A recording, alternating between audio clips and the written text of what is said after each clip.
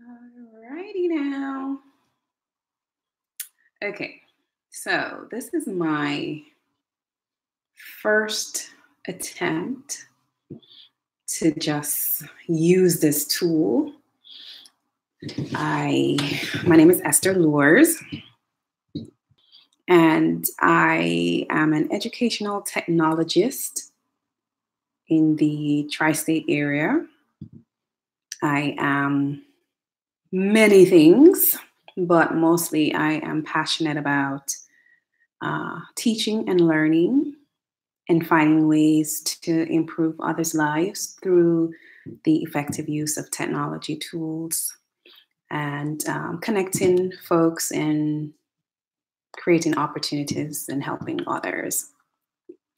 So I've been an educator for over 17 years. I know I don't look it right. Anyway, so I've been an educator, teaching teachers how to integrate technology in the classroom, amongst many other roles and responsibilities. I'm also an adjunct professor where I teach information systems, and I have led computer science education for the state of New Jersey. So my interest, background, experience are very varied. However, I'm trying to decide on or develop a system where I can share all this wealth of knowledge that I have. So this is me testing out YouTube Live. And if you didn't hear the accent, I am originally from Jamaica. Yes, I am an immigrant, naturalized citizen of this wonderful United States of America. What else? So I guess if I could start with any topic, that topic would be the importance of training and development, or the importance of an education. And that education does not have to be a college education per se. If you have the abilities and the resources to get a college education, definitely by all means do that, because it provides not only the academics, but social leadership, diversity experiences that you could never get in other experiential places. So when I came here to America, I was 17 years old, and I had graduated from high school in Jamaica. So I thought, I am by no means going back to high school in this place. Thought I was grown. So, even though I wasn't 18 yet, I was like, nah, I'm not going to go to high school. I am going to, try to find a job. And so I just went to the library and studied on my own the SAT. So I got all the SAT books and studied and applied to Rutgers and all the local colleges. Didn't know anything about Ivy League and all that stuff. But anyways. And so I thought, okay, I'm going to go to the employment office and apply for a job. And so when I went there, I was with my mom, and the unemployment office representative looked at me and said, you don't need a job, you need training. And I think that phrase stuck with me, because he recognized and gave me quality advice that others didn't think was important. And in addition to recognizing that education or educating yourself is important, it's also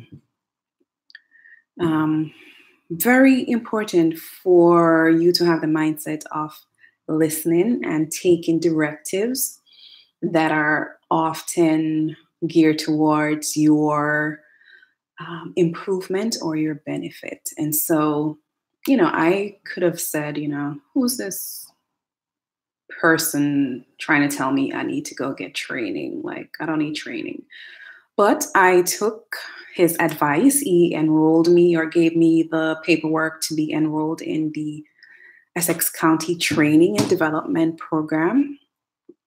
And so I would, take the bus down to, was that Maple Avenue? And I learned about life skills, developing a resume, met with other individuals that were in pursuit of employment and employment training. And at that time, I thought I wanted to go to college to do either pre-med or nursing. So my thought was, all right, so, I've always had an interest for computers. So I decided I'm going to sign up for the computer operations program. So I did. So after that 2 weeks, I then got the opportunity to go to, Newark Business Training Institute, NBTI. And by the way, it was so cold, my first year here. But anyways, I knew I was going to go to college, but I still took the opportunity.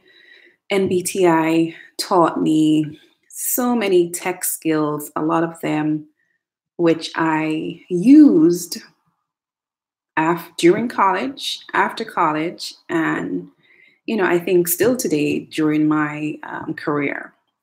So there I learned office procedures with Miss Morton. I learned MS-DOS with Miss Rojas. Also had a typing teacher, so I learned how to type. I had a male typing teacher. I think I went up to like 60 words a minute. And these were like real typewriters that we had to type on. But anyways, and then I was able to get my first job as a prepper. Yeah, prepper.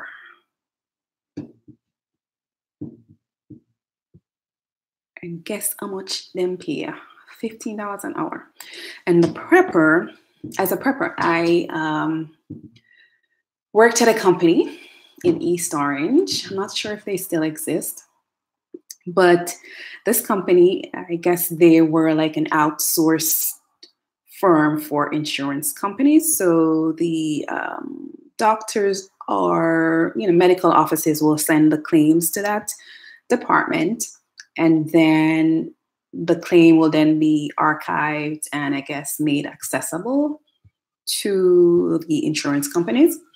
And so when the claims come in, of course, they're all stapled together. So my task was to remove the staple from the claims. And of course, you have to work fast.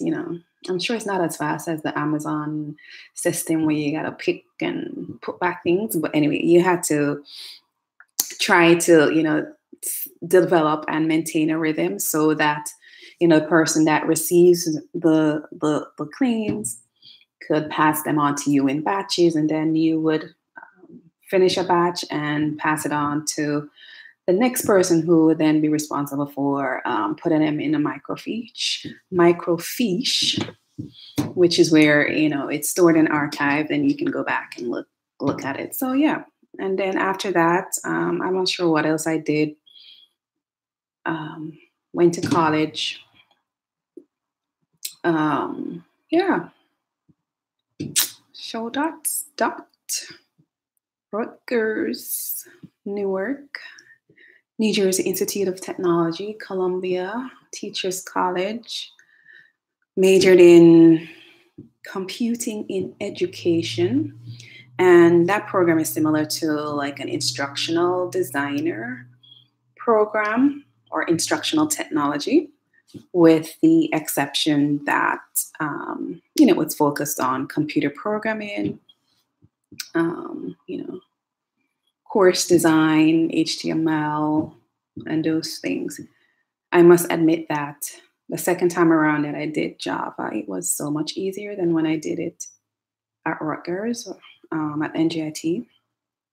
I think that course was gonna make me like not graduate on time, and I had to like beg the professor to, give me some extra work to make up so I could pass the class. But anyways, yeah, for some reason that object-oriented thing wasn't getting to me. But anyways, at Teachers College, it was so much easier. And the same thing happened with statistics. When I took statistics 101, statistics 102, it was so, I found it very difficult. But then when I did my EDS degree at Seton Hall, we also had to do statistics, mostly on paper. Like we had to actually do those formulas on paper, and it was so much easier. I guess my brain never really developed fully back then. But anyways, yeah, this is like 11 minutes gone now, and hopefully nobody will ever see this video. Look pretty. All right, so at some point in the future, I am going to, so yeah, all right. Oh, my foot is still hurting me. Yeah, so this year has been a very interesting year. I turned, no, not this year, last year. I thought turning 40 was going to be so spectacular, but yeah. Anyways, dropped and almost broke my toe. Had to do surgery. Surgery was successful, but then I did physical therapy.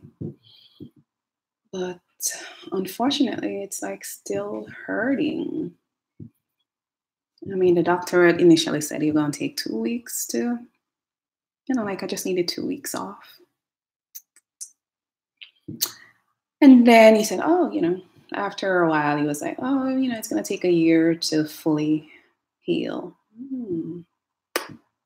Oh, really? I thought it was going to just, it's going to heal up and it's just going to feel better. But anyways, that plus some, emotional things, professional things have put me in a state of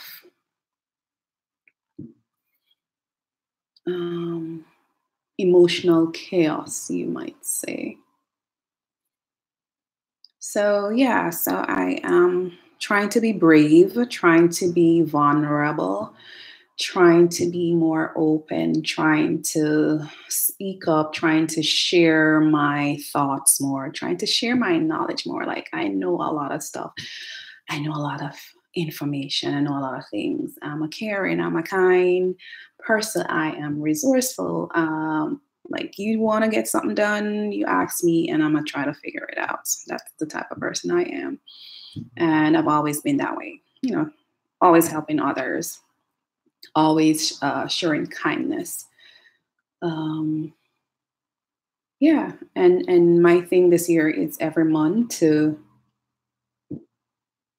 do an act of kindness. Don't remember what I did in December. I know I did something. In January, on the last day of my physical therapy, I paid some extra money towards another patient's account so that they wouldn't have to pay their copay for like 2 weeks. And I did that, it was an elderly lady and I heard her and another lady talking about, the fact that she has to come to therapy. I mean, she's going to spend X amount of money per week. And I was like, I mean, I don't really have it. I live in a nice house, nice neighborhood. But Nobody really has it like that, but I felt like something on my heart said, pay for her 2 weeks off. And the best mother-in-law ever is here. She is approaching the door. Anyway, so I paid for the elderly lady's copay for 2 weeks. And yeah, I heard that she was very excited that I did that. And then this month, I have something on the way for somebody that was very helpful to me at a time. And not really helpful. They were just there to talk to me and give me some encouragement at a moment when I was like having a major breakdown. And so I ordered something that's going to be delivered to that person sometime next week. So I hope they like it, and I hope they appreciate the appreciation. Yes, Lord. Anyways. Okay. So to wrap up this YouTube live, where me alone upon, I am seriously going to develop a plan of action to schedule frequent broadcasts on topics that are personal, educational, EdTech related, information systems based, computer science education based, life skills based, just things that I know that I learned that that can help people, and especially Caribbean immigrants. Yeah, I'm also very active in the Caribbean community in Newark. I'm the Caribbean Commission chairperson. Yeah, I'm upstairs in the attic.